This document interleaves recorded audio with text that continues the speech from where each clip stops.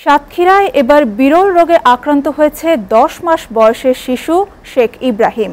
জন্মের 7 মাস বয়স থেকে শিশু ইব্রাহিমের শরীরে 2 স্থানে বড় আকারে মারাত্মক ক্ষতের সৃষ্টি হয়েছে।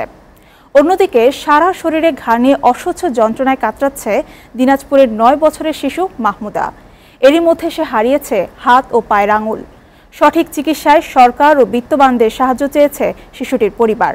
সাতক্ষীরা প্রতিনিধি এম শাহিন গোলদার এবং দিনাজপুর প্রতিনিধি খাদেবুল ইসলামের প্রতিবেদন, জানাচ্ছেন মনিজা হাবিব। 7 মাস বয়সের শিশু ইব্রাহিমকে প্রথমে সাতক্ষীরা সদর হাসপাতালে এবং পরে ঢাকার সমরিতা হাসপাতালের ডাক্তার কবির চৌধুরীর তত্ত্বাবধানে চিকিৎসা দেয়া হয়, কিন্তু কোনো উন্নতি না হওয়ায় চিকিৎসকের পরামর্শে ভারতের ভেলোরে নেওয়া হয়। সেখানে বিভিন্ন পরীক্ষা নিরীক্ষা শেষে ডাক্তার অনু করুলা জানান, তার বনমেরু পরিবর্তন ছাড়া সুস্থ করা সম্ভব নয়, কিন্তু এই চিকিৎসার জন্য প্রয়োজন প্রায় 45 লাখ টাকা। ভারতের ডাক্তার বলেছে যে এখন তার বোন মেরু ট্রান্সফার করতে হবে, অনেক টাকার দরকার। আমার কাছে যা ছিল, আমি এখন নিঃস্ব অসহায়।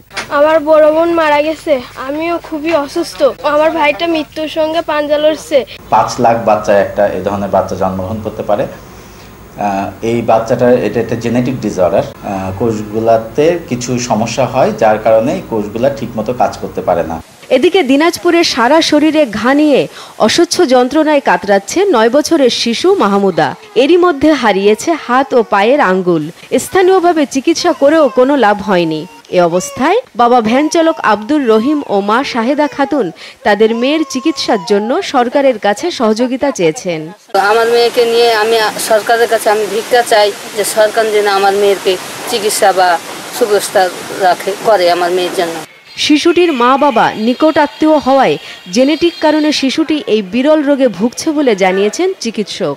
নিজেদের আত্মীয় বিবাহ বন্ধনে আবদ্ধ হয়, সেক্ষেত্রে যে এই দুরারোগ্য অসুখটি, যে ওষুধটির নাম ইপিডার্মোলাইসিস বুলোসা নামে পরিচিত, এই রোগটাতে মানুষ আক্রান্ত হয়। যেখানে অনেক ধরনের সুযোগ সুবিধা আছে, সেখানে যদি বাচ্চাটাকে চিকিৎসা করা যায়, হয়তোবা সে সুস্থ হয়ে উঠতে পারে। সাতক্ষীরা ও দিনাজপুরে এই 2 শিশুর চিকিৎসা সহায়তায় সরকার ও বিত্তবানরা এগিয়ে আসবে, এমনটাই প্রত্যাশা সবার। Moniza Habib, SA TV news desk.